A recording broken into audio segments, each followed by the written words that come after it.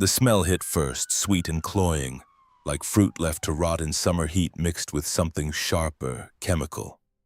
Silas Bramwell had smelled death before in desert field hospitals where the sand got into everything, even the wounds. This was different. This was deliberate. The scream tore through Presbyterian Memorial's VYP wing at 11:47 p.m., high and animal, the kind that made seasoned nurses flinch. Silas kept mopping, working the industrial mop in slow figure-eights across marble that cost more than his yearly salary. 6 years of night shifts had taught him the first rule of survival: be invisible. The second rule: stay invisible. But his hands stopped mid-stroke when the gurney burst through the double doors, surrounded by EMTs shouting medical jargon that meant nothing and everything. The man strapped to the rolling bed was massive, shoulders straining against the restraints. A dragon tattoo, no, a wolf, Norse style, coiling up his neck. His face was gray, lips pulled back in a grimace that showed too many teeth. The wound on his forearm looked wrong. Not just infected wrong, but chemically wrong, the kind of wrong that Silas had only seen twice in 30 years of battlefield medicine. Black tissue spread from a gash maybe 4 inches long, the necrosis creeping outward like spilled ink on wet paper. Purple veins crawled beneath the skin, visible tributaries of something that shouldn't exist in a human body. Silas's grandfather would have recognized it immediately. The old man had kept jars of dried roots in his Appalachian cabin, each one labeled in pencil that had faded to ghosts. Wolfsbane, monkshood, aconite, names for the same poison, the kind that killed kings and emperors before modern medicine pretended such things didn't exist anymore. The gurney crashed through the entrance to OR7, Presbyterian's premier surgical suite, the one reserved for donors and politicians and apparently crime lords. Silas watched Dr. Maxwell Hendricks sweep in behind them. White coat pristine, salt and pepper hair perfect even at midnight. The chief of surgery moved like a man who had never doubted himself, never made a mistake he couldn't bury in paperwork. Silas pushed his mop cart closer to the OR entrance, slowly testing the boundaries of invisibility. Through the viewing window, he counted 10 specialists crowding around the table. They were arguing, hands gesturing at monitors that blinked red warnings. The patient, Dante Volkov, according to the chart someone had left on the nurse's station, thrashed against reinforced straps that looked more appropriate for a maximum security prison than a hospital. The grandfather clock in the hallway ticked toward midnight. Silas's phone vibrated in his pocket. The fourth call from Presbyterian's billing department in as many days. He didn't need to answer to know what they wanted. $180,000 for Elijah's transplant. His grandson had 10 days, maybe less. The leukemia was eating the boy from the inside out, and the insurance company had sent their final denial letter yesterday. Pre-existing condition, age of enrollment, experimental treatment. The reasons didn't matter. The math did. Silas had $1,247 in his savings account. He'd been a janitor for 6 years, $13.50 an hour, and before that, 30 years in the Army teaching medics how to keep soldiers alive when everything went to hell. His wife Grace had died 4 years ago because Presbyterian's oncology board decided her treatment was too expensive, too risky, too unlikely to succeed. His son Daniel had died 8 years before that, shot 3 times during a domestic disturbance call, bled out before the ambulance arrived because the nearest hospital was 30 minutes away. Elijah was all he had left, 17 years old, captain of his high school debate team, full scholarship to Cornell waiting if he lived long enough to accept it. The boy had his mother's eyes, his father's stubborn jaw, and approximately 240 hours left before his bone marrow completely failed. The OR doors burst open. A nurse stumbled out, hand pressed to her mouth, face greenish under the fluorescent lights. She made it 3 steps before vomiting into the hazardous waste bin. Silas moved his mop bucket closer, giving himself an excuse to be near the entrance. Dr. Hendrick's voice carried through the open door, smooth and controlled. We need to amputate. It's the only option left. A younger surgeon, Asian woman with glasses, shook her head. Amputation won't save him. Look at the blood work. The infection, whatever it is, has already gone systemic. Even if we take the arm, sepsis will kill him within hours. Silas's hands tightened on the mop handle. Not infection. Poison.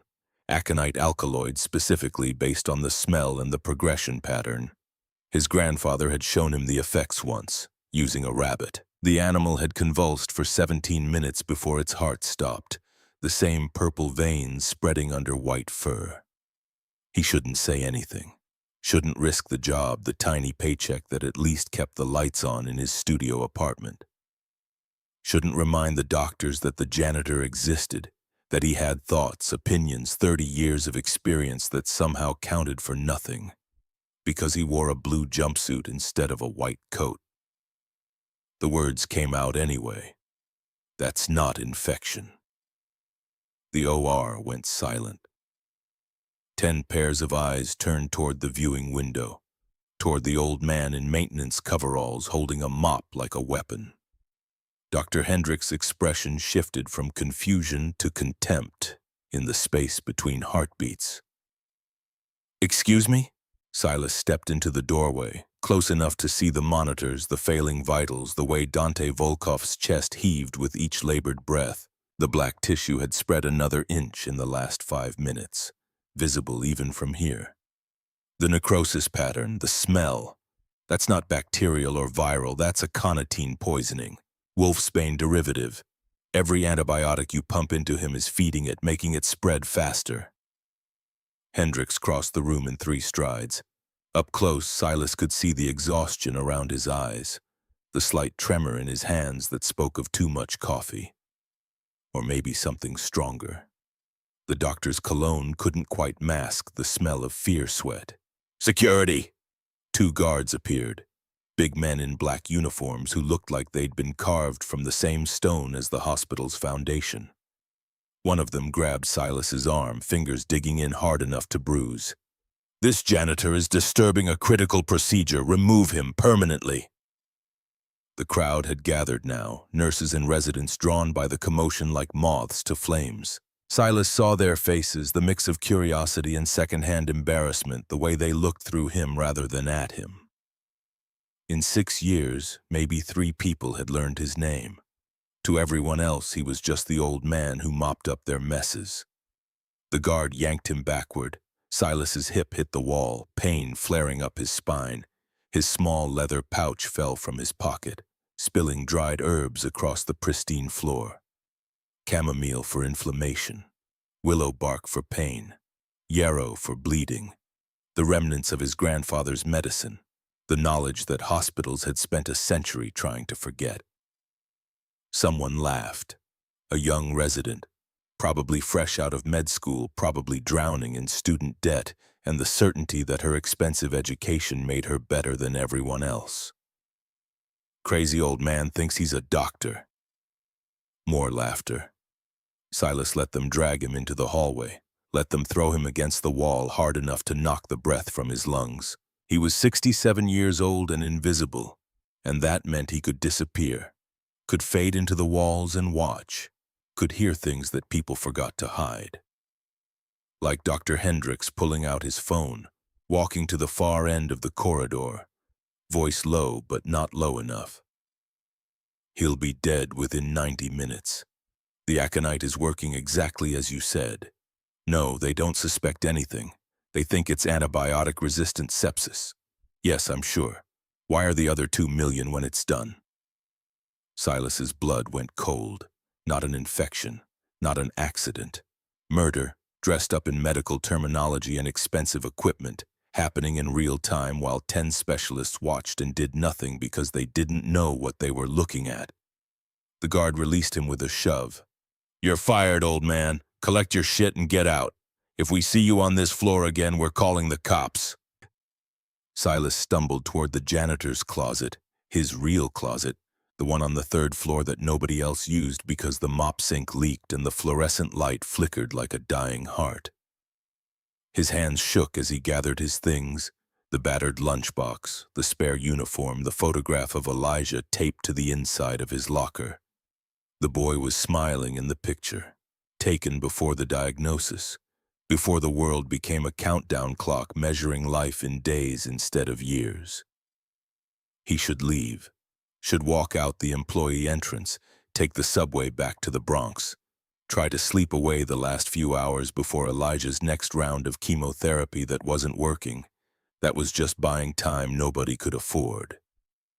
But Dante Volkov was dying from aconitine poisoning, and Dr. Hendricks was being paid to watch it happen, and somewhere in the pharmaceutical darkness of his grandfather's teaching was the knowledge that wolfsbane's poison had an antidote, not in any medical textbook, not in any modern pharmacology database, but in the folk medicine that Appalachian healers had passed down for generations. Silas had a cutting of the plant on his apartment balcony, had been growing it for 4 years ever since Grace died, keeping it alive out of spite and memory and the stubborn refusal to let every piece of his grandfather's wisdom disappear into history. The root would be mature enough now, thick enough to grind into paste, potent enough to neutralize the alkaloid killing Dante Volkov cell by cell. He checked his watch, 11:53 p.m. The last subway to the Bronx left in 12 minutes. He could make it to his apartment, harvest the root, prepare it the way his grandfather had taught him. 3 parts root to 1 part activated charcoal ground in a stone mortar because metal changed the chemistry. And be back before Dante's heart gave out. Maybe. The decision crystallized in the space between seconds. Silas grabbed his leather pouch, scooped the spilled herbs back inside, and ran for the stairs. His knees protested, his hips screamed where it had hit the wall, but 30 years of military discipline carried him down 4 flights faster than the elevator could have managed. The subway platform was nearly empty, just a few night shift workers and a homeless man sleeping on a bench. Silas stood by the yellow line, bouncing on his toes, watching the tunnel for the train's headlights. His mind was already at his apartment, already on the balcony where tomato plants and basil hid the wolfsbane among more innocent greenery. The plant was illegal in New York City. Possession carried a fine he couldn't afford, maybe jail time if they decided to make an example. But his grandfather had made him promise, one of those deathbed oaths that carried weight across generations. Don't let the knowledge die with me, boy. The plants remember even when we forget. The train arrived in a rush of stale air and fluorescent light. Silas squeezed through closing doors, stood because sitting felt like surrender, gripped the pole with white-knuckled hands. Through the window, the city blurred past in streaks of neon and shadow. Manhattan gave way to the Bronx, wealth dissolving into survival, glass towers replaced by brick walk-ups. His phone buzzed. Text from Presbyterian Billing, automated and impersonal. Final notice, payment of $180,000 required within 10 days for patient Elijah Bramwell's scheduled transplant, no exceptions. Silas stared at the message until the words stopped making sense. $180,000. He could work every day for the next 30 years and never save that much. Could sell everything he owned and barely make a down payment. The system was designed this way, calibrated to extract maximum profit from maximum desperation, and people like him were just fuel for the machine. Unless he saved Dante Volkov's life. Unless a Russian crime lord with money and power and absolutely no reason to follow hospital billing protocols decided that gratitude was worth more than gold. It was a long shot. A desperate gamble, the kind of decision that got people killed in movies and real life. But Elijah had 10 days and Silas had nothing left to lose except the grandson who made loss worth avoiding. The train stopped at Freeman Street. Silas ran again, ignored the protest in his lungs, the way his vision grayed at the edges. His building was 3 blocks north, A narrow tower squeezed between a bodega and a check-cashing place. The elevator was broken, had been broken for 8 months, so he took the stairs 3 at a time, using the railing to haul himself upward. 4th floor. His apartment was the last door on the left, locks that took too long to open because his hands were shaking. Inside, the space was exactly what $900 a month bought in this neighborhood. 400 square feet, a fold-down bed, a kitchenette with 2 burners. But the balcony was his kingdom, barely wide enough for him to stand with arms outstretched, filled with pots and planters that he tended with the same precision he'd once used to inventory medical supplies. The wolfsbane was in the far corner, hidden behind a cascade of morning glories. Silas knelt beside the ceramic pot, dug his fingers into the soil.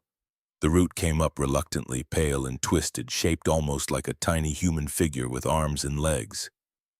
His grandfather would have called it mandrake blessed, would have said a prayer before harvesting. Silas just whispered, "Sorry, old man. Emergency medicine doesn't wait for ritual." He washed the root in the kitchen sink, scrubbing away dirt until the pale flesh showed through. The smell was sharp, medicinal, like wintergreen mixed with something darker, earthier. In the cabinet under the sink, he found the stone mortar his grandfather had given him 40 years ago. Black basalt worn smooth by generations of use. Grinding took precision. Too coarse and the alkaloids wouldn't release.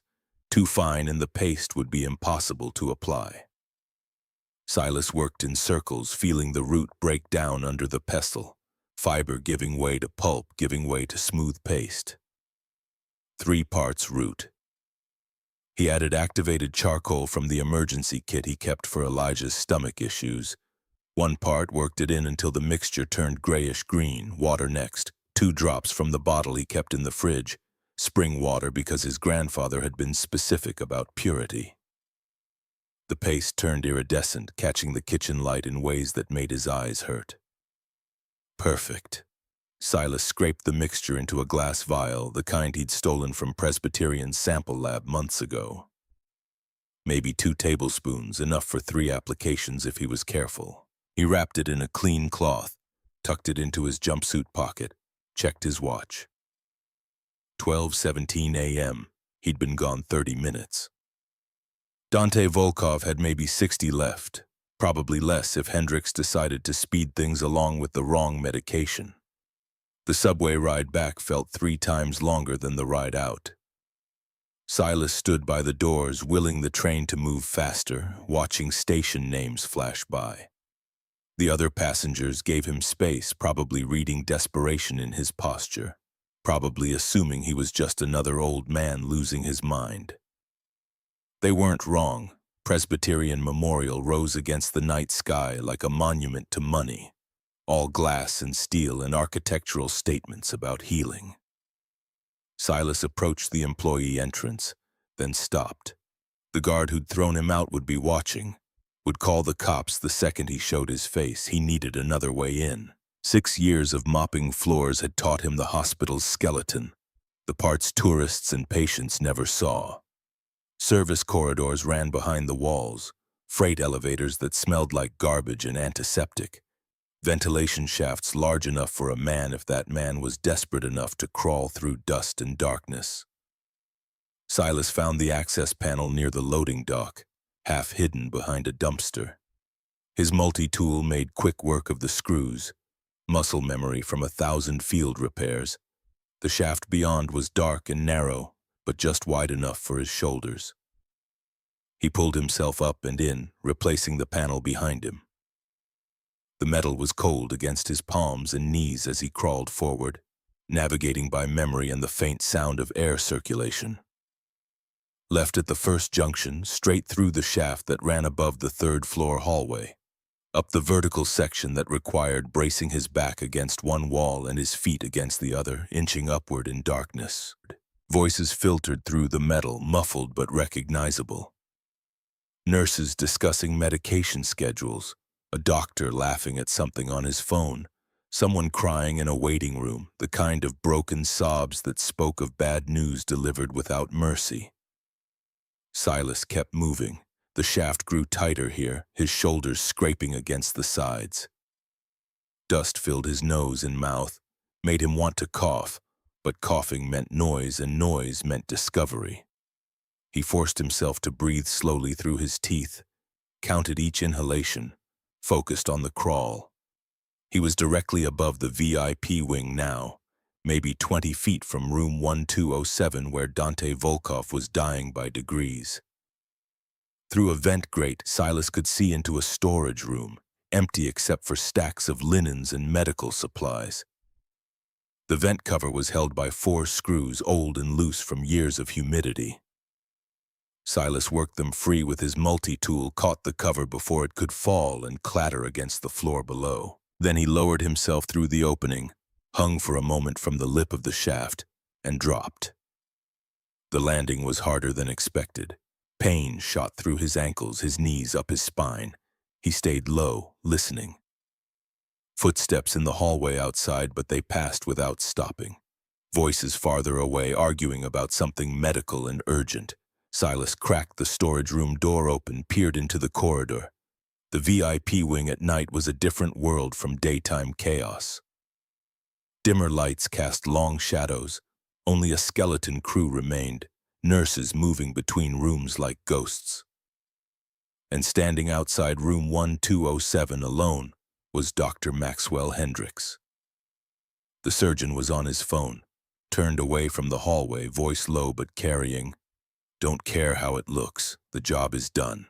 He'll be dead within the hour and there will be no evidence of anything but natural progression of antibiotic-resistant sepsis."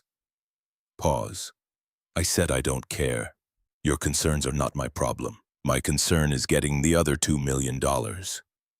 Another pause. Longer. "The antibiotics did exactly what you said. Fed the poison instead of fighting it. Even if another specialist examined him now, they'd just see advanced septic shock. Tragic but not suspicious." Silas's survival instincts screamed at him to hide, to wait until Hendricks left. But something about the doctor's posture, the tension in his shoulders, the way he kept glancing at Dante's door made him edge closer, pressing himself against the wall. "The old janitor?" Hendricks laughed, cold and empty. "He's nothing.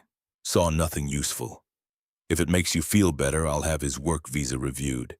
He'll be deported within the week, but he's not a threat. He's barely literate." The words hit like physical blows. Silas pressed his hand over his mouth to keep from making a sound. Not just murder, not just paid assassination, but casual cruelty, dismissing him as less than human, disposable, worth less than the tile he mopped. Yes, I'll call you the moment it's done. Don't make me wait for the transfer this time." Hendricks ended the call, slipped the phone into his white coat. For a long moment he just stood there, staring through the viewing window at Dante's dying form. Then he straightened his shoulders, put on his professional expression, and walked into the room.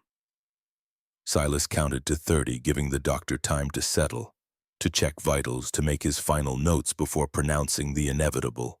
His hand found the vial in his pocket, felt the cloth-wrapped glass, the iridescent paste that was either salvation or suicide. The smart thing would be to go to the police, report what he'd heard, let them handle it. But Silas knew how that story ended. A foreign janitor accusing the city's most respected surgeon of murder for hire. They'd laugh him out of the station before they deported him. And by then, Dante would be dead and Hendricks would be $2 million richer. And Elijah would die in 10 days because the system only worked for people who could afford to make it work. Through the viewing window, Silas watched Hendricks adjust the IV line, check the monitors, say something to the 2 massive bodyguards who stood on either side of the bed. One of them, scarred face built like a walking wall, said something back. Hendricks shook his head, gestured at the monitors showing Dante's declining vitals, shrugged with what looked like genuine regret. The performance was perfect. Silas almost believed it himself. Hendricks left the room, the guards following him out, taking up positions in the hallway. Through the window, Silas could see Dante alone in the bed, chest rising and falling in shallow, labored breaths. The black necrosis had spread further up his arm, visible even from this distance. The purple veins crawled across his collarbone now, reaching for his throat like fingers. Silas pulled out his phone, set a timer for 4 minutes. Long enough for Hendricks to clear the wing, short enough that Dante might still be conscious. Then he took a deep breath, touched the vial in his pocket like a talisman, and stepped out of the storage room. He walked straight toward room 1207 like he belonged there, like he was just a janitor doing his job, invisible as always. The guards saw him coming but didn't react immediately. He was wearing his uniform, had his ID badge clipped to his chest, looked like exactly what he was supposed to be. The scarred one, Tank, according to his name tag, held up a hand. "You. Shift ended 2 hours ago." Silas kept his eyes down, his voice soft, the posture of someone who'd spent 6 years being stepped on. "Need to clean the floor. There's vomit from earlier, biohazard protocol." Tank looked at the other guard. They had a brief conversation in low voices, Russian maybe, or Ukrainian. Then Tank nodded once. "Make it quick. Don't touch anything medical." Silas pushed his cleaning cart into the room, his heart beating so hard he thought it might crack his ribs. The guards stayed outside, visible through the window, but they weren't watching him. They were watching the hallway, watching for threats from outside. They didn't see the threat that was already in the room. Dante's eyes were closed, his face gray and slicked with sweat. Up close, the smell of the wound was overpowering, that sweet rot mixed with the sharper chemical signature of aconitine. The flesh around the initial cut was completely black, weeping clear fluid that smelled like burnt sugar. The purple veins had spread across his shoulder and up his neck, pulsing faintly with his heartbeat. Silas didn't have 4 minutes. He had 2, maybe less. He pulled the vial from his pocket with hands that wouldn't stop shaking, unscrewed the lid. The sharp, clean smell of the paste filled the small space around the bed, cutting through the rot like a blade through silk. Dante's eyes snapped open. For one terrible moment, they just stared at each other. His eyes were black and feverish and completely aware, predatory in a way that made every survival instinct in Silas's body scream run. Even dying, even delirious, Dante Volkov was the most dangerous thing he'd ever been close to. The words came out as barely a whisper, raw and broken. "Who the hell are you?" Silas found his voice steadier than he expected. "Nobody. I'm nobody, but I can save your life." Dante's eyes traveled from Silas's face to the vial to the iridescent paste inside. Something flickered in his expression, understanding maybe, or just the lucidity that sometimes came right before the end. "What is that? Real medicine, not what the doctors have been giving you." Silas leaned closer, lowering his voice to barely above a breath. "The poison in your wound, it's not infection, it's called aconitine, wolfsbane derivative. Every antibiotic they've pumped into you has been feeding it, making it stronger. That's why you're dying." Recognition sparked in Dante's eyes. Not shock. Something darker, more resigned, the look of a man who'd suspected betrayal and just had it confirmed. "And you just happen to have the cure in a jar. How convenient." His hand moved slightly under the sheets, and Silas realized he was holding something. A knife, probably, maybe a gun. Even in a hospital bed, even dying, Dante Volkov was armed. "Why should I trust you?" The honest answer came without hesitation. "Because you're dead anyway. In 20 minutes, maybe less, the poison hits your heart and you stop breathing. Dr. Hendricks knows it. Your guards know it. Everyone in this hospital knows it. So what do you have to lose?" Dante's eyes studied Silas's face for what felt like forever, reading truth or lies or maybe just desperation. Then, so quietly, Silas almost didn't hear it. "Do it." Silas moved fast before doubt could freeze his hands. He pulled back the sheet covering Dante's arm, and the sight made his stomach lurch. The wound was a crater of dead flesh, black and glistening, surrounded by skin that looked like it had been painted with purple ink veins. He could see tendons beneath, white and stringy, and when he leaned close, heard a faint hissing sound, the poison eating its way deeper. He scooped a generous amount of paste onto his fingers, the texture somewhere between honey and clay. The iridescent quality was stronger now, catching the fluorescent lights in ways that shouldn't be possible with organic compounds. His grandfather had never explained that part, had just said some plants remembered older laws than chemistry. Silas pressed the paste directly into the wound. The reaction was instantaneous and violent. The paste bubbled on contact with the poisoned flesh, releasing white steam that smelled like burning metal and winter mint. Dante's entire body went rigid, his back arching off the bed, and a sound came out of him that wasn't quite a scream, more like something being torn out by force, primal and raw. The door burst open with enough force to crack the frame. Tank had his gun out and it was pointed directly at Silas's head, the barrel looking impossibly large from this angle. The second guard rushed to the bed, grabbed Silas by the shoulders and yanked him backward so hard something popped in his neck. Tank's voice was pure ice, controlled rage wrapped in professional calm. "Get away from him!" The second guard's fingers dug into Silas's collarbone hard enough to bruise bone. "She's killing him! She's putting something in the wound!" Silas tried to speak but couldn't get air past the guard's grip. He could only watch as Dante thrashed in the bed, his eyes rolled back, foam flecking his lips. The monitors were going insane, alarms shrieking, his heart rate spiking to numbers that should have been impossible, 180, 190, 200. Tank took 3 steps forward, gun steady, his scarred face showing nothing but cold calculation. "You killed him."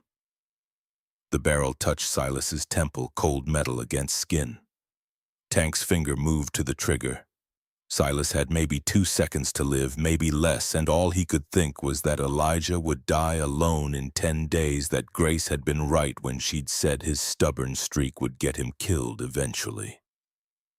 The second guard's voice cut through the chaos, sharp with confusion. "Wait, Tank, wait, look at the monitor." The heart rate was dropping, not crashing, not flatline, dropping steadily like a fever breaking. 200 became 190. 190 became 170.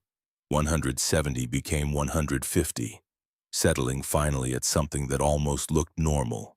85 beats per minute, strong and steady. Dante stopped thrashing. His breathing deepened, became less labored, the desperate gasps giving way to something almost peaceful. And the wound was changing. The black necrotic tissue was sloughing away, dissolving under the iridescent paste like ice under hot water. Fresh pink flesh showed underneath, raw but clean, no more of that chemical rot smell. The purple veins on his neck were receding, fading from dark purple to light purple to just the faintest bruising, visible only if you knew to look. Tank lowered his gun slowly, staring at Dante's arm like it was a magic trick he couldn't figure out. His voice came out rough, disbelieving. "What the hell did you do?" The second guard released Silas so suddenly he stumbled. All 3 of them stood there, watching Dante's chest rise and fall in steady rhythm, watching color return to his face, watching the impossible happen in real time. Dante's eyes opened. Not the fevered delirium from before, these were clear, focused, aware. He looked at his arm, at the paste still bubbling gently in the wound, at the clean flesh emerging from beneath decades of medical certainty that said this couldn't happen. Then he looked at Silas, and something like wonder crossed his face, quickly replaced by the harder mask of someone who'd survived by never showing weakness. "Finish it." Silas's hands still shook as he returned to the bedside, but the tremor was exhaustion now, not fear. He applied more paste to the edges of the wound, working it in with his fingers. Each application produced that same violent bubbling reaction, that same smell of burning metal, but each time more black tissue dissolved, more clean flesh emerged. Tank holstered his weapon but stayed close, watching every movement with the intensity of a man who'd made a career out of reading threats. The second guard moved to the corner, giving space but not leaving, his hand still resting on his gun. 5 minutes passed in silence, broken only by the steady beep of monitors and the faint hiss of the paste doing its work. Silas lost himself in the process, muscle memory from 1,000 field dressings taking over. Clean the wound, apply treatment, monitor response, adjust as needed. The same steps whether it was a soldier with shrapnel wounds in a desert tent or a crime lord with assassin's poison in a Manhattan hospital. Finally, he sat back. The wound was still open, still raw, but it was clean. No more black tissue, no more purple veins, just a deep cut that would need stitches and proper bandaging. But that would heal normally now, following the rules of ordinary biology instead of chemical murder. Dante sat up slowly, testing his body like a man expecting betrayal from his own muscles. Color had returned fully to his face now, the fever sweat drying on his skin. He flexed his fingers, rolled his shoulder, let out a long, shuddering breath that sounded like a man surfacing from deep water. His voice was stronger, no longer that raw whisper. "How do you feel?" Silas almost laughed at the absurdity of the question, coming from a man who'd been dead 90 seconds ago. "Like I just committed about 15 felonies. You?" "Like I was dead and came back." Dante swung his legs over the side of the bed, movements careful but controlled. He looked at Tank. "Get Dr. Hendricks, now!" Tank hesitated for just a moment, war playing out behind his eyes. Loyalty to his boss versus the years of training that said never leave the principal unguarded. Then he nodded and left, his footsteps heavy in the corridor. The second guard remained, but he'd moved to the door, giving them the illusion of privacy while maintaining his perimeter. Smart positioning, the kind that came from combat experience. Dante turned his full attention to Silas, and being the focus of that gaze was like standing in a spotlight that saw everything. The exhaustion, the desperation, the 6 years of invisible servitude that had led to this moment. "What's your name?" "Silas Bramwell." "Well, Silas Bramwell." Dante's smile was sharp and dangerous and full of promise. "It seems I owe you my life." The words hung in the air between them, weighted with implications that Silas was too tired to fully parse. He found himself saying, "You don't owe me anything." But his voice shook because that was a lie, because Elijah had 10 days and $180,000 was a number that might as well be infinity. And Dante Volkov was the kind of man who could make numbers bend to his will. "I disagree."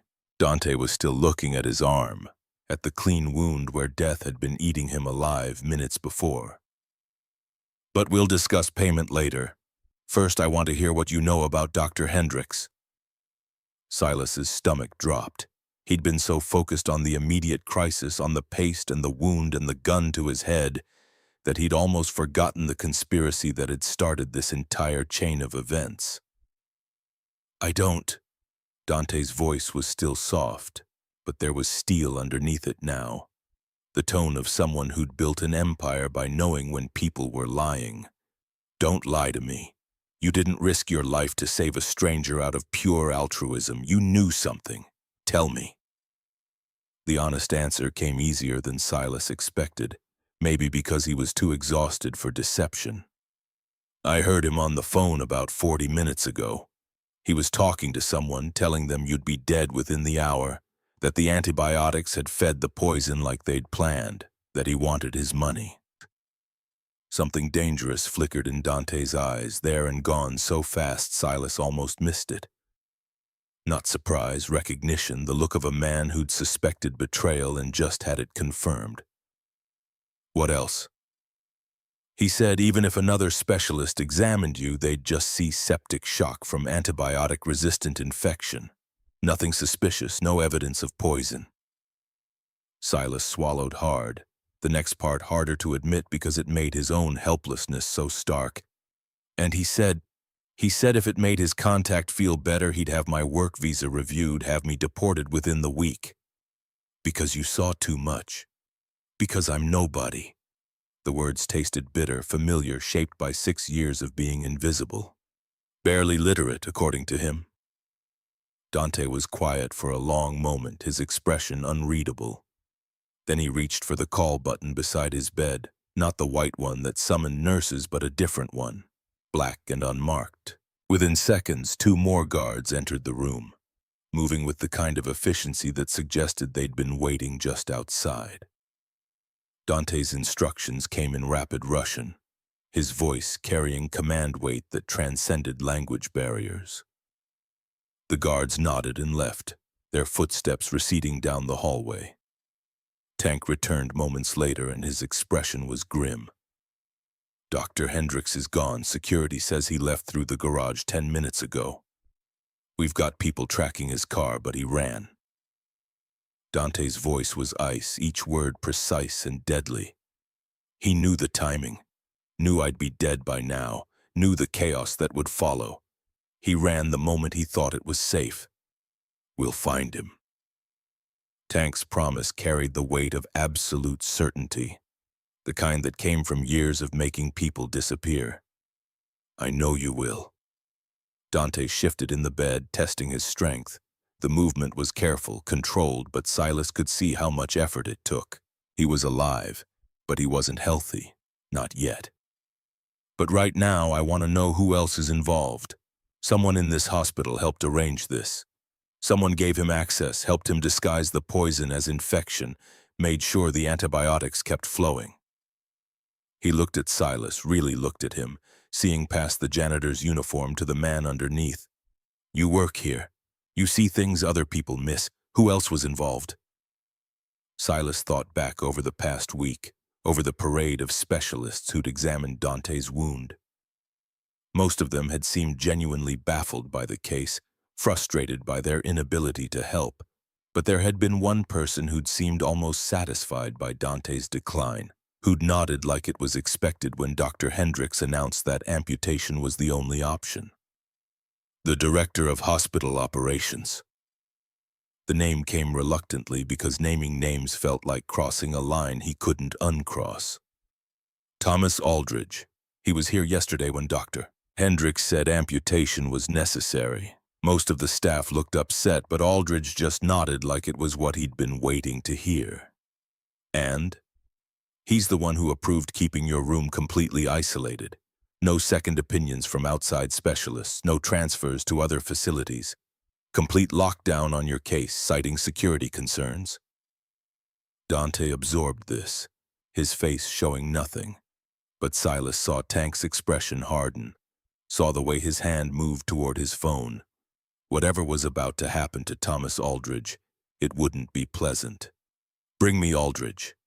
Dante's voice was casual, conversational, which somehow made it more terrifying. Not here. Somewhere private. I want to have a conversation with him before the police get involved. Tank's smile was not pleasant. With pleasure. As he left, Dante settled back against his pillows, exhausted but alert. The heart monitor showed his vitals returning to something approaching normal. Heart rate steady at 78, blood pressure stabilizing, oxygen saturation climbing toward 95%. The transformation was remarkable. 20 minutes ago, he'd been dying. Now he looked like a man recovering from surgery, weak but viable. Silas heard himself say, "You should rest. Your body's been through trauma. The antidote stopped the poison, but you'll need time to heal." "I've rested enough." Dante studied him with those dark, predatory eyes that seemed to see through skin and bone to the desperation underneath. "How long have you worked here? 6 years? And before that?" The question was casual, but Silas recognized an interrogation when he heard one. Still, there was no point in lying, not now, not after everything. 30 years Army, combat medic, Gulf War, peacekeeping missions, places that don't show up on maps, taught field medicine to soldiers who needed to keep people alive when everything went to hell. Why did you leave?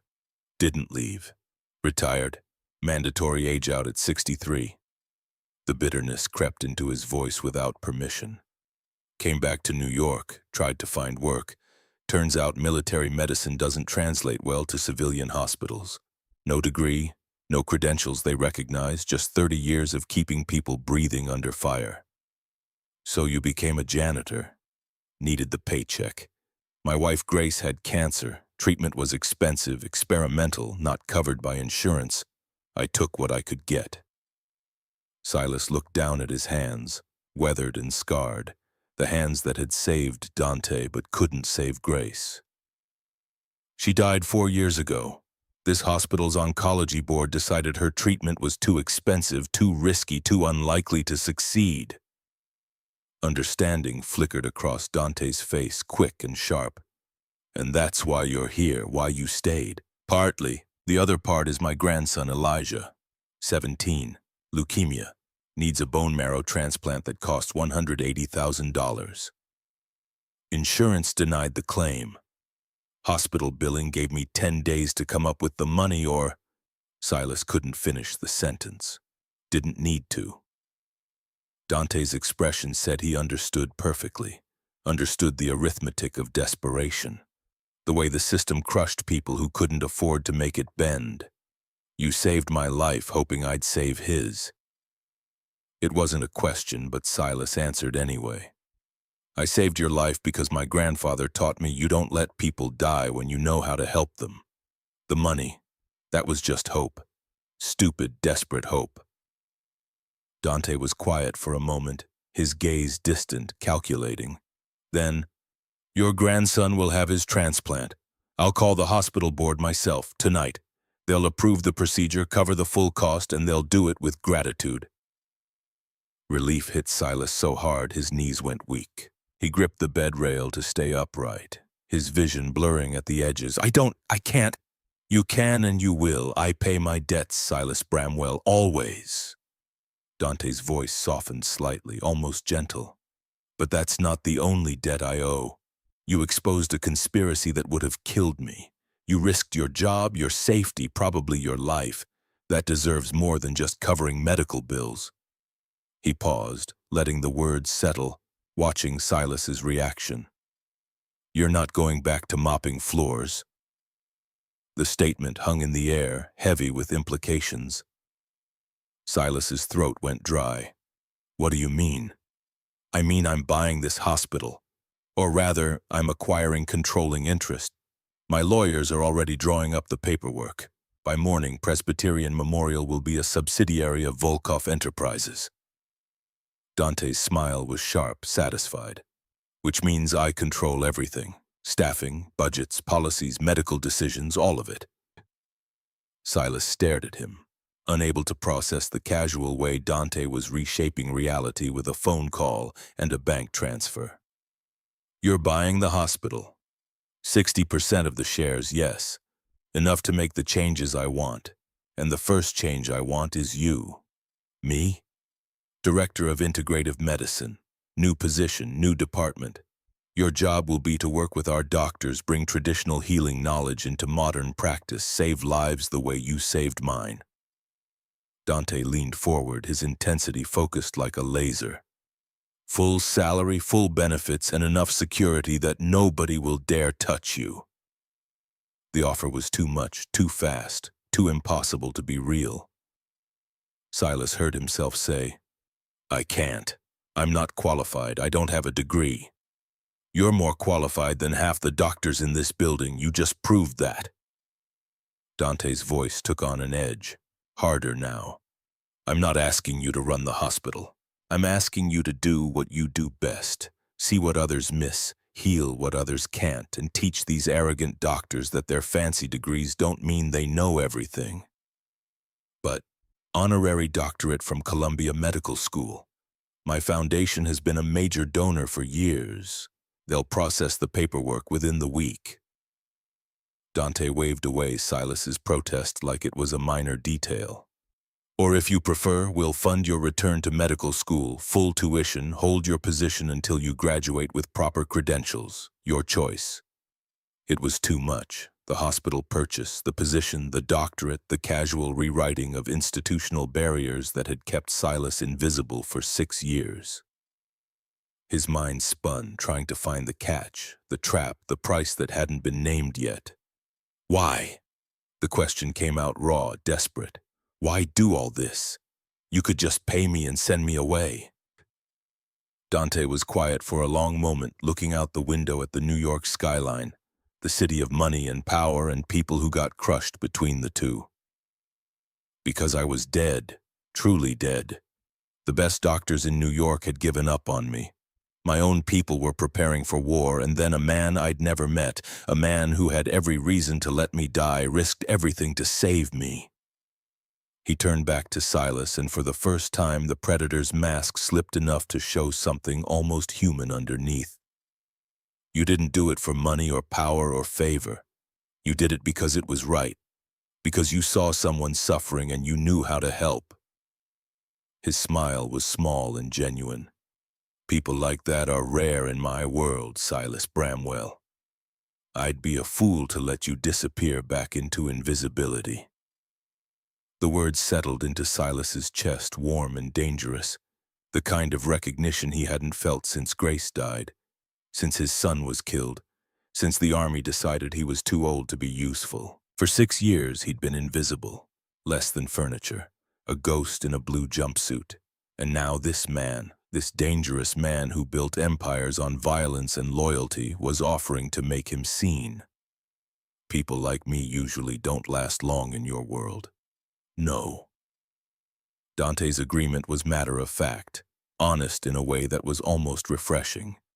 "They don't, which is why you'll have protection. Tank and his team will make sure nothing happens to you. And anyone who tries to hurt you will learn very quickly why crossing the Volkov syndicate is a fatal mistake." The door opened and medical staff flooded in. Nurses, a resident doctor, a supervisor. They stopped short when they saw Dante sitting up, conscious, alive. The shock on their faces would have been funny if Silas had any energy left for laughter. A young nurse, maybe 25, found her voice first. "Mr. Volkov, you're awake. How do you feel?" "Better than expected." Dante gestured at his arm, at the clean wound where death had been spreading hours before. "Thanks to Dr. Bramwell here." Every eye in the room turned to Silas, the janitor in the faded blue jumpsuit standing by the bed with iridescent paste on his fingers and exhaustion written across his face. He saw confusion, disbelief, the beginning of questions that would take hours to answer. The resident doctor, young man with glasses and the kind of confidence that came from never being wrong, stepped forward. "I'm sorry, but who are you? You're not on staff." Dante's voice cut through the room like a blade. "Dr. Bramwell is now Director of Integrative Medicine. You'll show him the same respect you show any other physician on staff. Understood?" The resident's mouth opened and closed like a fish drowning in air. The nurses exchanged glances, confusion giving way to curiosity, to the beginning of gossip that would spread through the hospital by morning. The supervisor, older woman with sharp eyes and a sharper attitude, looked at Silas like she was trying to solve an equation that didn't balance. But they all nodded, because when Dante Volkov spoke, people listened or they disappeared. The next 2 hours were a blur of medical procedures. Doctors examined the wound, took blood samples, ran scans. Silas explained the poison as best he could, described how the antidote worked, warned them about potential secondary effects. They listened with varying degrees of skepticism and wonder, but they listened. The iridescent paste had done what their antibiotics couldn't, and that demanded at least professional curiosity. The wound itself was remarkable. Where there had been black necrotic tissue, there was now clean pink flesh, raw but healing. The doctors cleaned it properly, applied modern bandaging, started Dante on fluids and pain medication. His vitals continued to improve, blood pressure normalizing, temperature dropping to baseline, white blood cell count stabilizing. By 3 in the morning, Dante was arguing with Tank about security protocols, which seemed like a good sign. By 4, he was making phone calls, his voice carrying the casual authority of someone reshaping the world to his preferences. Tank returned with Thomas Aldridge at 4:30. The director of hospital operations was a small man in an expensive suit, his thinning hair carefully combed to hide his bald spot. When he saw Dante alive and alert, all color drained from his face. Dante's voice was conversational, almost friendly, which somehow made it more terrifying. "Mr. Aldridge, I was told you were dying." Aldridge's voice came out barely above a whisper. I was told you were... I don't understand." "I got better. Funny how that works." Dante gestured at the chair beside his bed. "Sit. We need to talk." Aldridge sat like a man going to his execution, hands trembling, sweat beading on his forehead despite the hospital's aggressive air conditioning. Tank positioned himself by the door, blocking the exit, his expression promising violence if Aldridge made any sudden moves. "I want to know who paid Dr. Hendricks to kill me." Dante's tone was patient, reasonable, the voice of someone who had all the time in the world. "And I want to know what your role was in making it happen." I have no idea what—" Tank stepped forward, holding up a smartphone that definitely wasn't his. 14 calls to Dr. Hendricks over the past week, 6 calls to a number registered to Adriano Moretti's organization. You want to explain that? The Moretti name hit the room like a bomb. Even Silas knew that name. One of the major East Coast crime families, Volkov's biggest rivals for control of smuggling routes and protection rackets. If they'd arranged this, it wasn't just murder. It was the opening move in a war.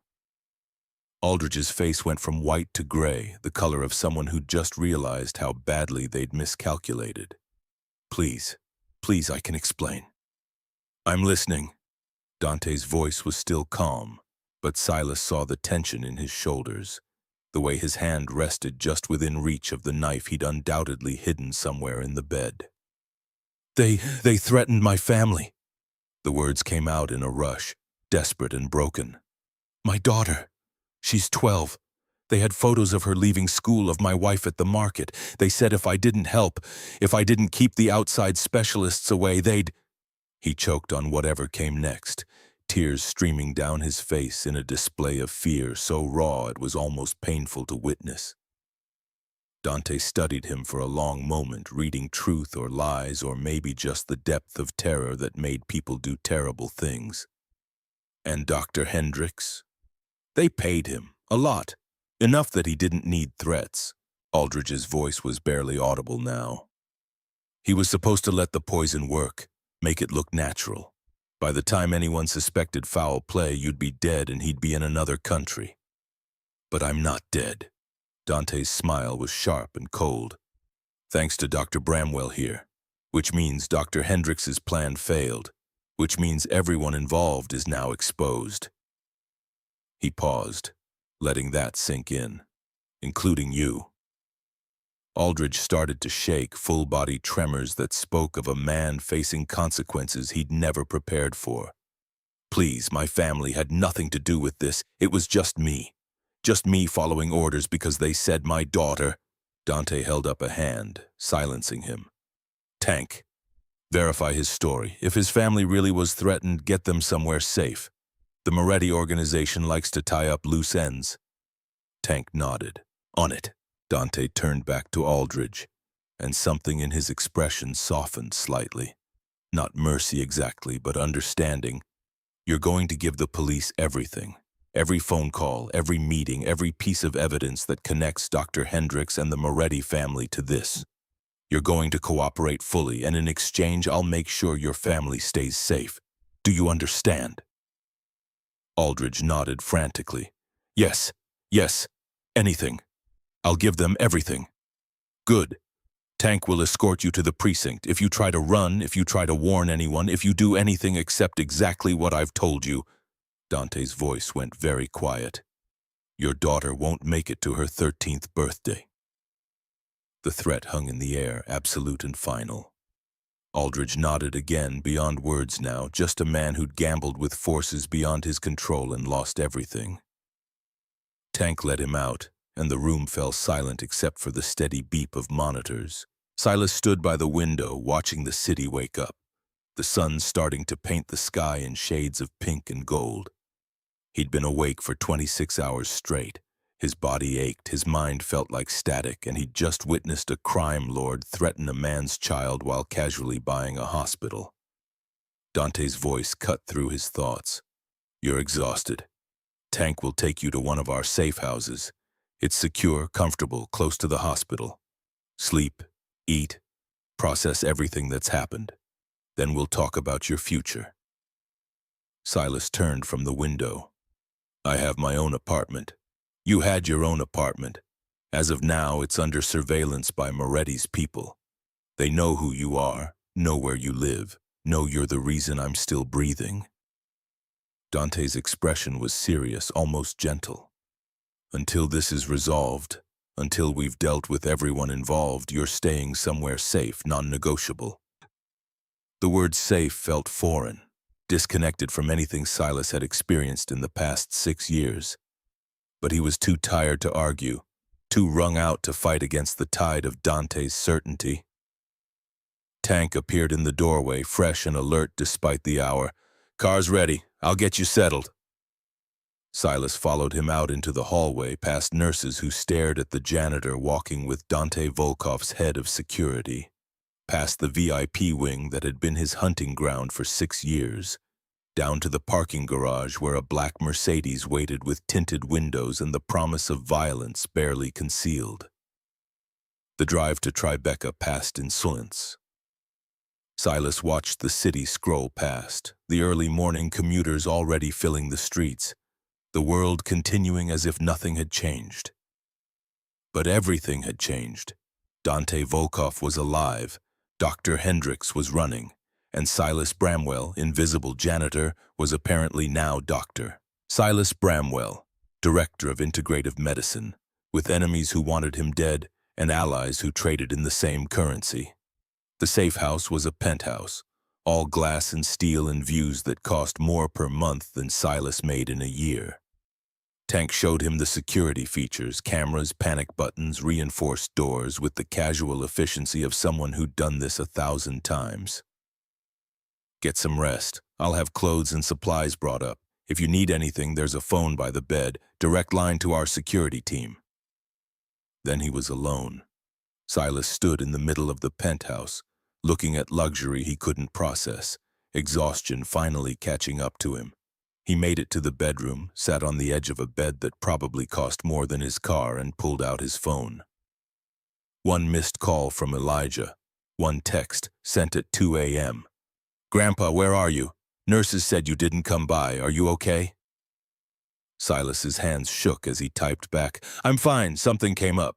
I'll explain everything soon. How are you feeling?" The response came immediately. "Tired, scared. The doctor said we need to talk about options. I think that means bad news." Not anymore, Silas thought. Not if Dante keeps his word. He sent back, "Hold on, kid. Things are about to get better, I promise." He set the phone down and let himself fall back onto the bed, staring at the ceiling, replaying the last 8 hours in his mind. The poison, the paste, the bubbling tissue, Dante's eyes opening. Tank's gun to his temple, the hospital being bought like it was a convenience store, the casual threats and casual promises from a man who reshaped reality through sheer force of will. Silas closed his eyes and let the exhaustion pull him under, falling into sleep with the taste of iridescent paste still on his fingers, and the knowledge that he'd crossed a line tonight that couldn't be uncrossed. He'd saved a life and maybe sold his soul, and only time would tell which transaction mattered more. Silas woke to sunlight cutting through floor-to-ceiling windows, disoriented by the absence of his apartment's familiar water stains and traffic noise. The penthouse bedroom was silent except for the faint hum of climate control, the kind of quiet that only expensive architecture could buy. His phone showed 2:47 p.m. He'd slept 14 hours straight, dreamless and deep, his body finally cashing checks his adrenaline had been writing all night. The shower was marble and chrome, water pressure that felt like a massage, temperature controls more complex than anything he'd operated since retiring from the military. Silas stood under the spray until his muscles stopped aching, until the last traces of iridescent paste washed from under his fingernails, swirling down the drain in colors that shouldn't exist in nature. Clean clothes waited on the bed, expensive casual wear in exactly his size, tags still attached. Someone had measured him with precision, probably while he slept. The thought should have been unsettling, but Silas was too far past normal to register new violations of privacy. His phone rang. Unknown number, but the area code was local. Silas answered. "Hello?" Tank's voice, professional and calm. "You're awake. Good. Mr. Volkov would like to see you. Car's downstairs whenever you're ready." The line went dead before Silas could respond. He finished dressing. Dark jeans, gray Henley, leather jacket that fit like it had been tailored for him, and took the private elevator down to street level. The Mercedes waited at the curb, Tank behind the wheel, wearing sunglasses that hid whatever he was thinking. The drive took 20 minutes through Manhattan traffic, heading north toward the Upper East Side. Tank didn't speak, didn't acknowledge Silas beyond a professional nod when he climbed into the back seat. The silence felt deliberate, loaded with things neither of them were ready to name. They pulled up to a brownstone that looked like old money trying not to be noticed. Understated elegance, wrought iron fence, window boxes with flowers that probably cost more than Silas's monthly rent used to. Tank opened the door, gestured for Silas to follow. Inside, the brownstone was warmer than the penthouse, lived in rather than displayed. Family photos lined the hallway, Dante younger, harder, standing beside an older man who had the same predator's eyes. A woman with silver hair and the kind of beauty that age couldn't touch. More recent photos showed gatherings, celebrations, the complex web of a family that existed outside normal society. Dante was in what looked like a study, sitting in a leather chair with his arm properly bandaged, color fully returned to his face. He wore a black dress shirt and slacks, looking more like a corporate executive than a crime lord who'd been dead yesterday. A woman sat across from him, 70 at least, silver hair pulled back in an elegant bun, eyes that missed nothing. She turned when Silas entered, and her gaze was sharp enough to cut. "So this is the man who saved my son." Her accent was Russian, thick and unapologetic, each word carefully chosen. Dante gestured to an empty chair. "My mother, Galina Volkov. Mama, this is Dr. Silas Bramwell." Galina's expression didn't change. "He doesn't look like a doctor. Neither did the 12 specialists who were ready to let me die." Dante's voice carried fond exasperation, the tone of someone who'd had this argument before. "Dr. Bramwell used medicine they don't teach in medical schools, folk remedies from the Appalachian Mountains, the kind of knowledge your grandmother would have recognized." Something shifted in Galina's eyes, interest replacing skepticism. "My babushka was a healer, in the old country before—" She waved a hand, dismissing decades of history.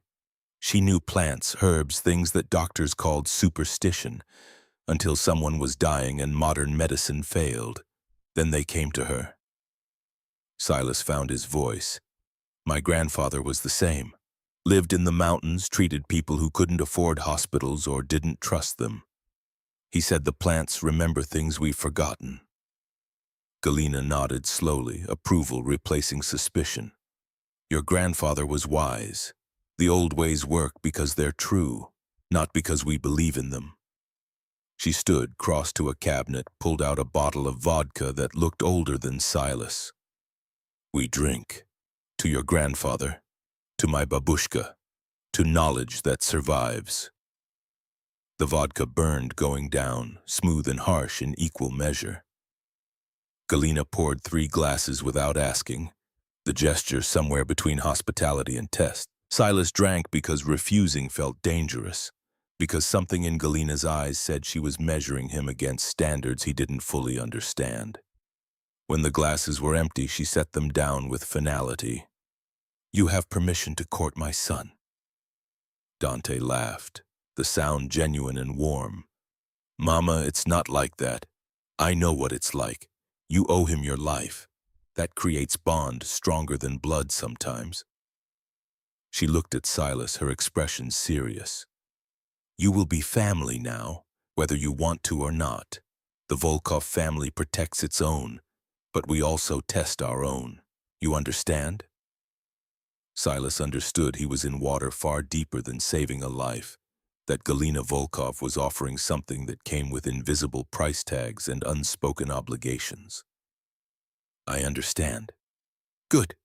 She collected the bottle and glasses, headed for the door. I make dinner. You stay. We talk more about your grandfather's plants. When she was gone, Dante leaned back in his chair, wincing slightly. Congratulations, you passed the first test. My mother doesn't approve of many people. What happens if I'd failed? Tank would have driven you somewhere quiet to discuss your future employment prospects. Dante's smile suggested he was only half joking. But you didn't fail, so we can discuss actual business. He pulled out a folder, slid it across the desk. Inside were documents, contracts, purchase agreements, organizational charts. The letterhead read Presbyterian Memorial Hospital with a new subtitle, A Volkov Medical Enterprise. The acquisition finalized an hour ago, 62% controlling interest. I now own Presbyterian Memorial Hospital, and the board of directors has accepted my recommended restructuring.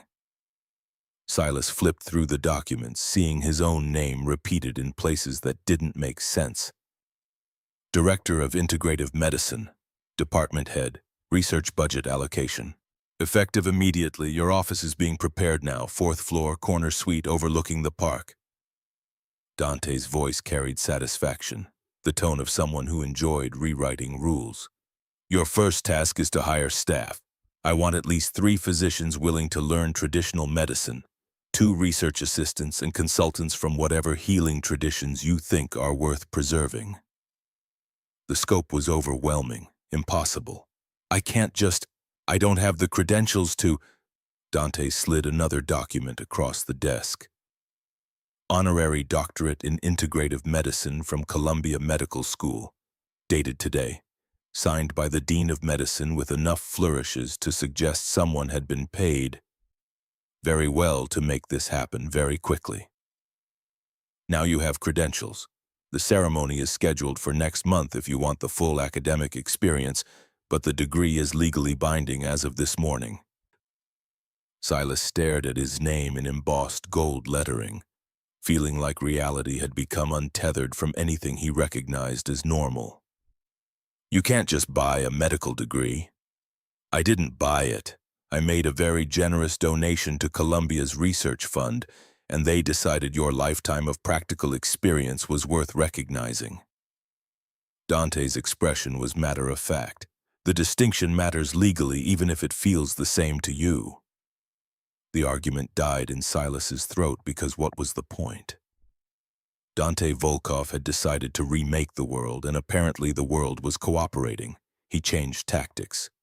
What about Elijah? You said, your grandson's transplant is scheduled for tomorrow morning. Presbyterian's best transplant surgeon, full team, private recovery suite. Dante's voice softened slightly. I called the hospital board myself this morning. They were very understanding about the importance of prioritizing his case. Relief hit like a physical blow, strong enough that Silas had to grip the desk to stay upright. Tomorrow. Elijah would have his transplant tomorrow, not in some impossible future where $180,000 materialized from nowhere, but tomorrow, real and happening and possible because a crime lord paid his debts. The words came out rough. Thank you. Don't thank me yet. There are complications. Dante's expression darkened. The Moretti family knows I survived. They know you're the reason, and they're not taking it well. He pulled out another folder, this one containing surveillance photos. Silas's apartment building, front entrance, fire escape. Red circles marked specific windows, his window, the balcony where he'd grown the wolfsbane plant. More photos showed men in dark clothes, professional and patient, watching his building like predators studying prey. We evacuated your apartment this morning, removed everything personal, Photos, documents, your grandfather's medical books, the plants from your balcony. Dante tapped one of the photos.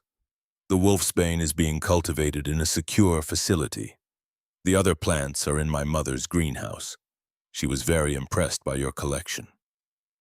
Silas's hands trembled as he looked through the photos, seeing his life reduced to tactical intelligence.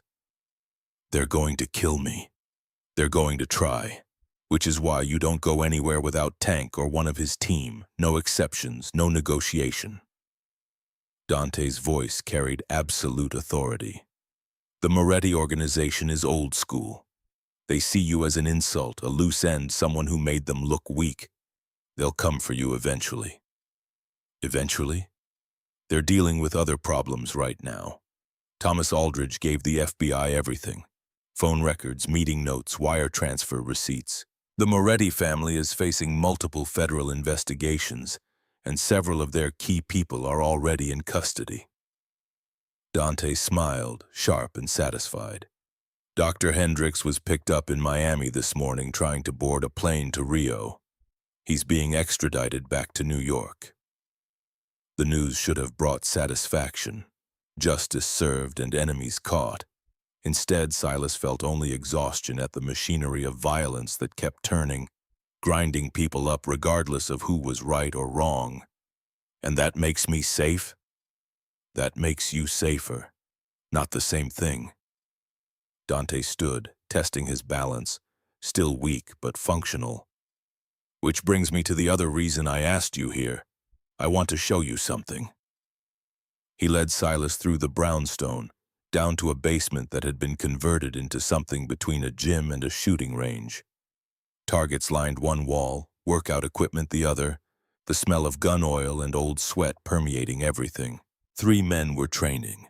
Hand-to-hand combat, fast and brutal, the kind of efficiency that came from real violence rather than martial arts classes. They stopped when Dante entered, nodding respect. Dante gestured to the oldest one, maybe 45, built like a brick wall with scar tissue that told stories. Victor was Spetsnaz. He trains my security team. Victor, this is Dr. Bramwell. I want him combat ready. Victor looked Silas up and down, professional assessment that missed nothing. How old? 67. Military background? 30 years, Army combat medic, served through multiple deployments. Victor's expression shifted slightly, respect replacing skepticism. Good foundation. We work with what you have, build what you need. When do we start? Dante answered before Silas could. Tomorrow, after his grandson's surgery. I want him training 4 days a week, 2 hours per session. Focus on defensive tactics, situational awareness, how to survive when things go wrong. Silas found his voice, confusion overriding exhaustion. I'm 67 years old. I'm not going to become some action hero. No. Dante's agreement was calm, reasonable. But you're going to learn how to stay alive when professionals are trying to kill you. Big difference. The logic was sound even if the situation remained insane. Silas nodded slowly. 4 days a week, after Elijah's recovery is stable. Good. Dante headed back upstairs, moving carefully, still healing. Now let's discuss your new department. I have some ideas about integration. The next 4 hours were a blur of planning sessions. Dante had apparently spent his recovery time thinking about how to remake Presbyterian Memorial's approach to medicine, combining traditional healing with modern technology. He wanted research teams studying folk remedies, clinical trials testing herbal compounds, partnerships with indigenous healers from multiple cultures. The scope was ambitious, bordering on impossible. But Dante spoke with the certainty of someone who'd built an empire through sheer force of will.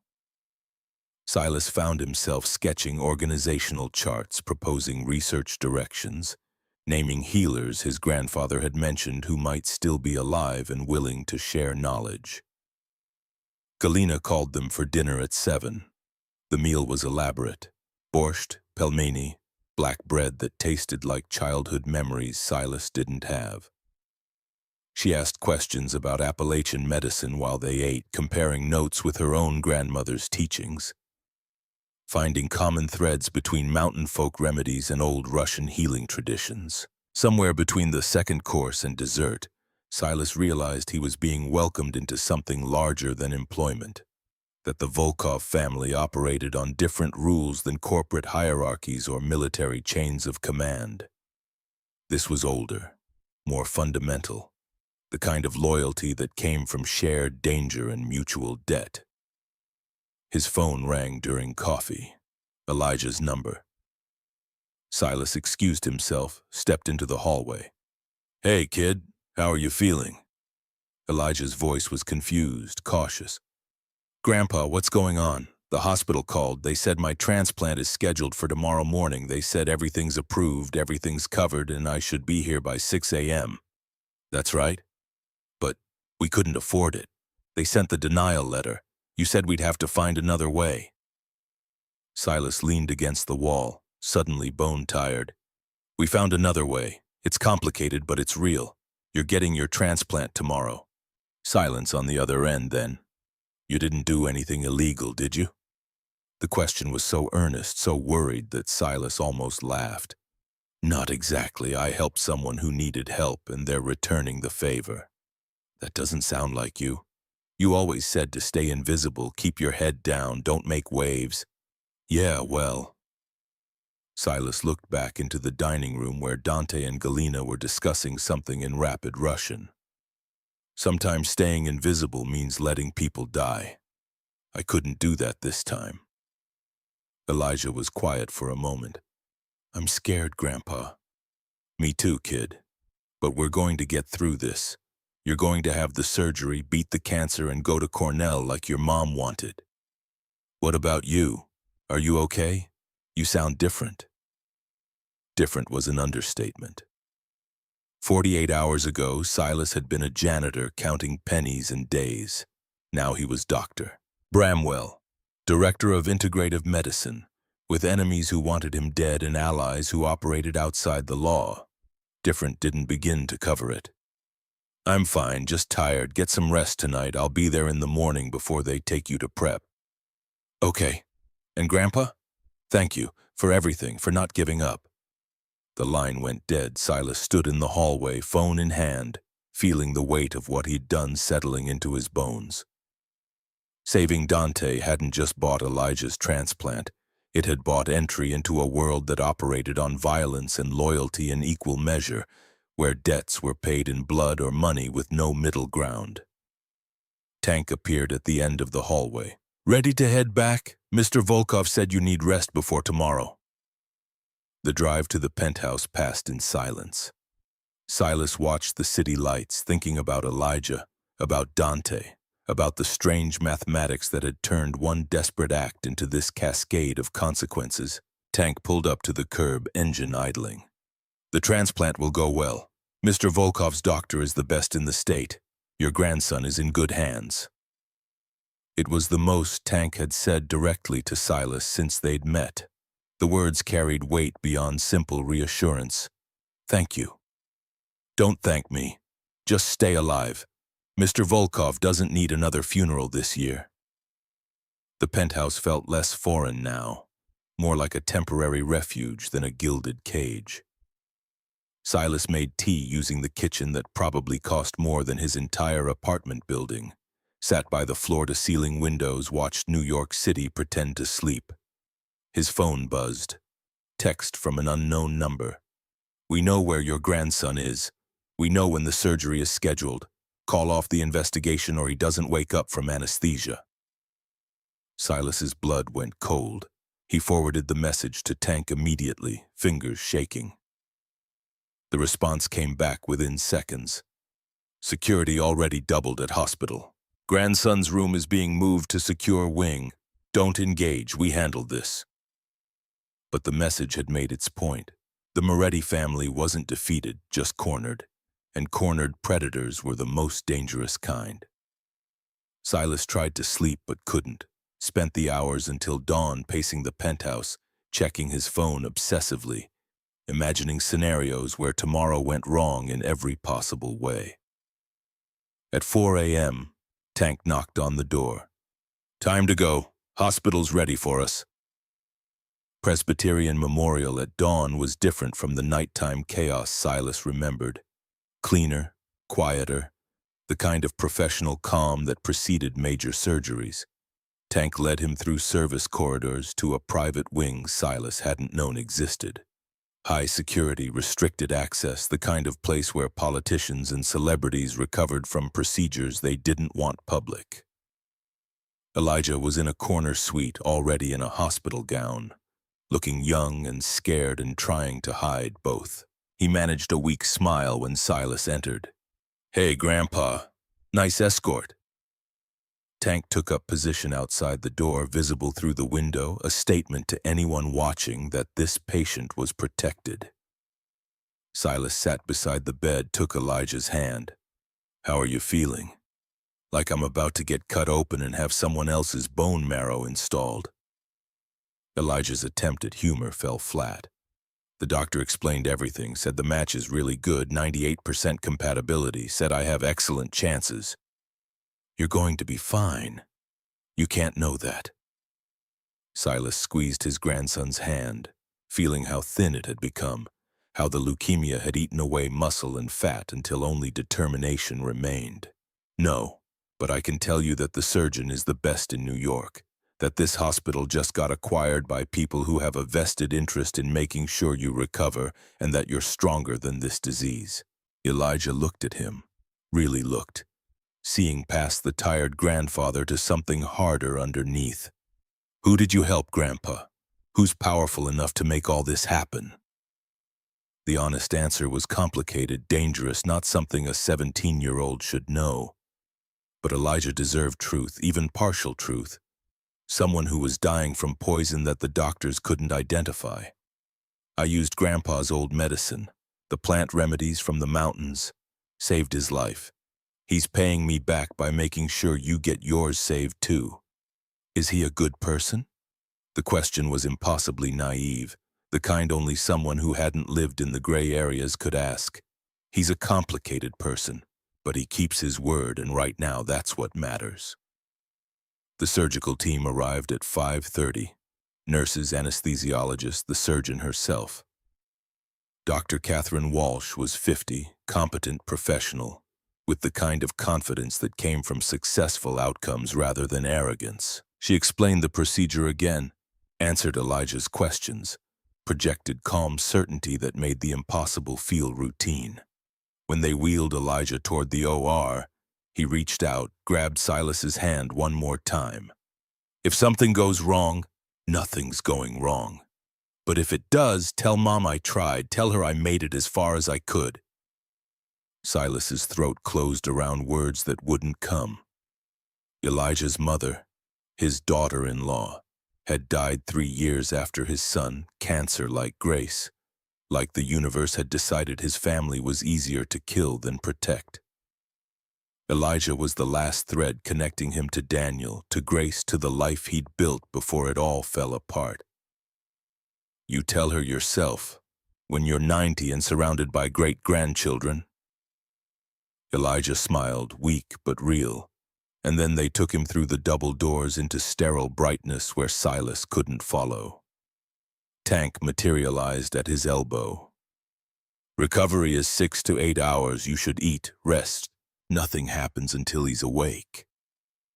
But Silas couldn't leave, couldn't do anything except wait in the family lounge that smelled like anxiety and old coffee. Tank stayed with him, silent sentinel, checking his phone periodically but offering no information about whatever security measures were in place.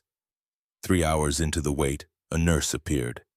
"Dr. Bramwell, Mr. Volkov is asking for you." Silas followed her to the VIP wing, to the same room where he'd saved Dante's life 2 days ago. Dante was dressed in slacks and a button-down, looking almost normal except for the bandage visible under his rolled sleeve.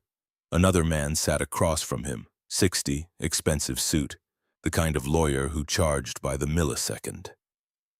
Dante gestured to a chair.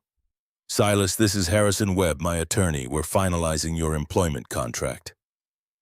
The contract was 20 pages of legal language that Silas couldn't focus on, his mind still in the OR where Elijah was being rebuilt cell by cell. Harrison walked him through the highlights: salary that was obscene, benefits that were comprehensive, termination clauses that heavily favored employee rights, non-compete agreements that were surprisingly reasonable. Sign here, here, and here. You're officially the Director of Integrative Medicine, Presbyterian Memorial Hospital, effective today. Silas signed without reading the details, beyond caring about the mechanics of his transformation. Dante watched him with those predator's eyes that saw too much. You're distracted. My grandson is in surgery. I know, which is why I'm handling this now while you're too worried to argue about salary or job requirements. Dante's smile was slight, almost sympathetic. When he wakes up and you know he's going to be fine, you'll have employment locked in, security in place, and no room to second-guess yourself into quitting. The manipulation was so transparent it almost wasn't manipulation. Just pragmatic understanding of human nature. Silas found himself saying, "You're good at this. Reading people, knowing what they need. It's how you build an empire. Understand what people value, give it to them before they know they need it. Make yourself indispensable." Dante leaned back, wincing slightly. "You saved my life because you needed money for Elijah. I'm giving you money, position, protection, everything you need to keep saving lives. Now you're invested in my success because your success depends on it. That's cynical. That's business. The fact that I also genuinely appreciate what you did is just a bonus." Dr. Walsh appeared in the doorway, still in surgical scrubs, mask pulled down around her neck. Silas stood so fast he knocked over his chair. "How is he?" "Surgery went perfectly. The transplant took. Vitals are excellent. No complications." Her smile was professional but warm. "He's in recovery now. Anesthesia should wear off in about an hour. You can see him then." Relief hit like a tidal wave, strong enough that Silas had to sit back down before his knees gave out. Dante nodded to Dr. Walsh. "Thank you, Catherine. Your usual fee plus 20% bonus for the excellent work." When she left, Dante stood, testing his balance. "Come on, I'll walk you to recovery." They moved through corridors that felt different now, transformed by ownership from Presbyterian Memorial into Volkov Medical Enterprise. Staff nodded to Dante with respect that bordered on fear, then looked at Silas with curiosity, trying to place the old man walking with the boss. Recovery was a smaller wing, quieter, designed for the delicate hours after major surgery. Elijah was in the second room, pale against white sheets, IV lines, and monitors tracking every bodily function. But his chest rose and fell steadily, color already better than it had been in months. Silas sat beside the bed, took his grandson's hand, felt the warmth that meant alive, that meant fighting, that meant possible futures instead of countdown clocks. Dante stood in the doorway watching, his expression unreadable. "He looks like you. Same stubborn jaw. He looks like his father. My son, Daniel." "The police officer." Silas glanced up, surprised. "You investigated me." "Of course. I don't trust people just because they save my life. I trust them after I know everything about them." Dante's voice was matter-of-fact. "Daniel Bramwell, killed in the line of duty 8 years ago. Domestic disturbance call, suspect had a gun, your son took 3 rounds protecting the woman who'd called 911. Died before the ambulance arrived." The facts were correct but sanitized, missing the texture of grief, the way Silas had identified the body, the funeral where half the NYPD showed up because Daniel had been that kind of cop, dedicated, heroic, dead at 34. "He was a good man, better than me." "Maybe, but you're the one still here, still fighting, still saving people." Dante's voice softened slightly. "Your son would be proud of what you did. Saving a stranger, saving his son. That's the kind of heroism that doesn't make the news but matters more." Elijah stirred, eyelids fluttering. Silas leaned closer. "Hey, kid. I'm here. You're okay." Elijah's eyes opened, unfocused and confused. "Grandpa?" "Right here. Surgery's done. Dr. Walsh said everything went perfectly. Hurts. The word came out slurred, anesthesia still clouding his thoughts. I know. They'll give you something for the pain. You just rest. Elijah's gaze drifted to Dante standing in the doorway, recognition flickering despite the drugs. I know you. You're on the news sometimes. Dante Volkov. Dante stepped into the room, his expression carefully neutral. That's right. You're the one Grandpa saved. I am, which means I owe him everything. By extension, I owe you too. Dante's voice carried weight beyond simple gratitude. You recover. Beat this disease. Go to Cornell. Live the life your father would have wanted. That's how you pay me back. Elijah tried to nod, but the movement made him wince. Okay, deal. Then he drifted back to sleep, pulled under by exhaustion and medication. Silas stayed by the bed, unwilling to leave, anchored by the steady beep of monitors that said alive, recovering, fighting. Dante's phone buzzed. He checked the screen, expression darkening. I have to go. Moretti's situation needs attention. Tank will stay with you. Don't leave the hospital without him. He was gone before Silas could respond, moving with purpose despite his injuries. Tank appeared moments later, taking up position outside the recovery room. Visible sentinel promising violence to anyone who threatened his charge. The next 36 hours blurred together. Elijah woke periodically, lucid and hurting and scared. Silas stayed beside him through shift changes and meal deliveries and doctors making their rounds. Tank rotated with other security, always at least one guard visible, sometimes two, a constant reminder that normal hospital security wasn't protecting this patient. On the second day, Galina Volkov arrived carrying a care package, Russian pastries, tea that smelled like forests, a small icon that she placed on Elijah's bedside table without explanation. She stayed for an hour, telling stories about her own grandmother's healing traditions, making Elijah laugh despite the pain medication haze. When she left, she kissed Silas's forehead like he was family, like saving her son had bound them together in ways that transcended employment or obligation. The gesture was so unexpected, so genuinely maternal, that Silas felt something crack in his chest. The armor he'd built after Grace died, after Daniel died, after 6 years of being invisible and alone. By day 3, Elijah was sitting up, eating solid food, cracking jokes about his new bone marrow being an upgrade. The doctors were cautiously optimistic, using phrases like excellent progress and ahead of schedule with the careful optimism of people who'd seen recoveries fail at the last minute. Silas finally left the hospital on day 4, driven back to the penthouse by Tank in silence that felt companionable rather than hostile. He showered, slept for 14 hours straight, woke to messages from Dante about department staffing, and from Elijah about feeling strong enough to walk the hallway. His new office at Presbyterian was everything Dante had promised. Corner suite, park view, space for both administrative work and hands-on medicine. His grandfather's medical books lined one shelf, salvaged from his apartment, along with the photograph of Grace and Daniel that now sat on his desk. The first staff meeting was surreal. 3 doctors willing to learn traditional medicine. Dr. James Morrison, young and eager. Dr. Sarah Chen, skeptical but curious. Dr. Robert Okafor, older and wise enough to know modern medicine had limits. 2 research assistants fresh from graduate programs.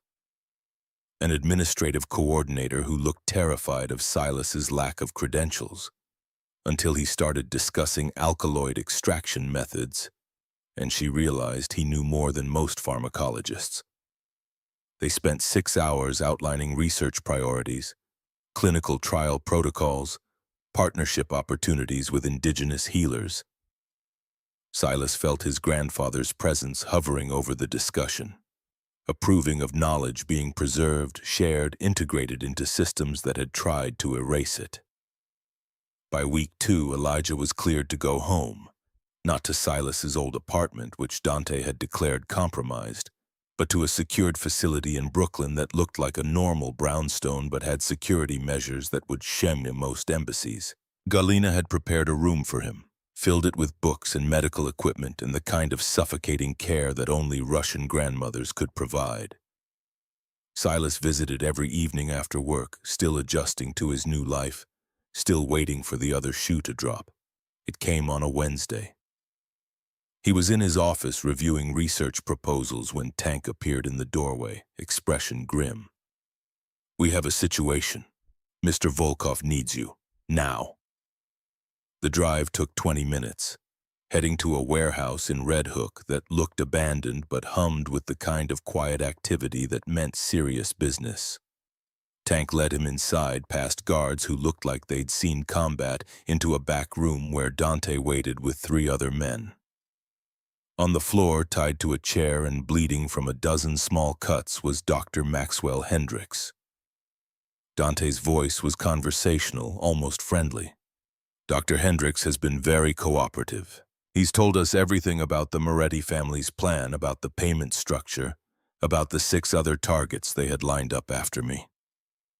Hendricks looked up, saw Silas, and something like hope flickered in his eyes. "Please, tell him I'm sorry. Tell him I made a mistake. I was in debt. I needed the money. I didn't think—" Dante held up a hand, silencing him. "Dr. Hendricks, this isn't about apology. This is about consequences." He turned to Silas, and the weight of that gaze was heavier than anything Silas had felt before. "You saved my life. That gives you a voice in what happens to the man who tried to end it. So I'm asking, what do you think justice looks like here?" The question hung in the air, impossible and terrible. Silas looked at Hendricks, bleeding, terrified, reduced to begging, and saw the man who'd been willing to let him die for being inconvenient, who'd poisoned Dante for money, who'd operated without conscience until consequences caught up. The old Silas, the invisible janitor, would have said, "Let the police handle it. Let the system work. Stay clean and uninvolved." But that Silas had died somewhere in the past 2 weeks, dissolved like black tissue under iridescent paste.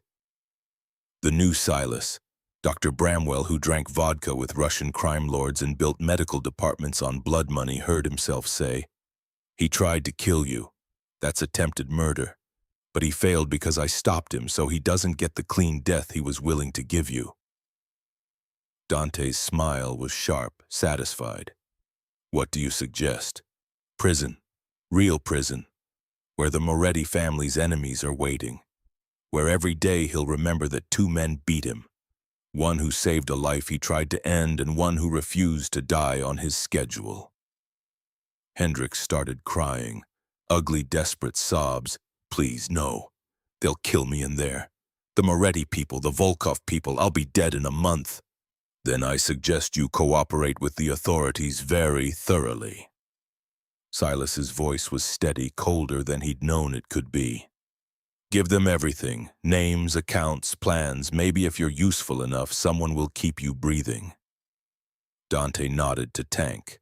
"Make sure he gets to the federal building intact. Full cooperation with the FBI, complete testimony, immunity for nothing."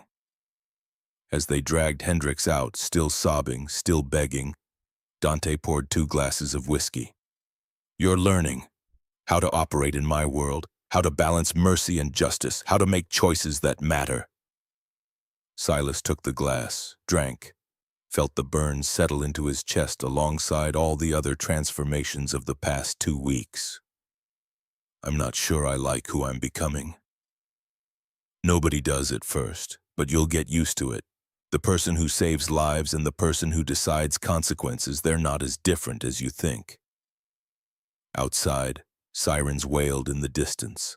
Somewhere in the city, Elijah was recovering, gaining strength, building toward Cornell and futures that had seemed impossible 3 weeks ago. Somewhere else, the Moretti family was collapsing under federal investigation. Their assassination plot turned into their destruction.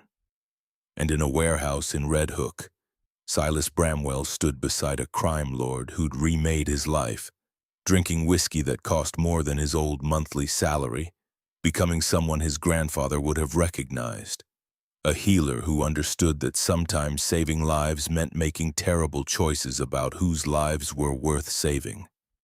The old ways worked because they were true. Plants remembered laws older than chemistry, and men like Silas remembered that survival wasn't about staying invisible. It was about being seen when it mattered, acting when others froze, and living with the consequences of choosing to heal in a world that rewarded violence. He finished his whiskey and followed Dante out into the New York night, no longer a janitor, no longer invisible, just a man who'd saved a life and discovered that salvation came with its own kind of damnation.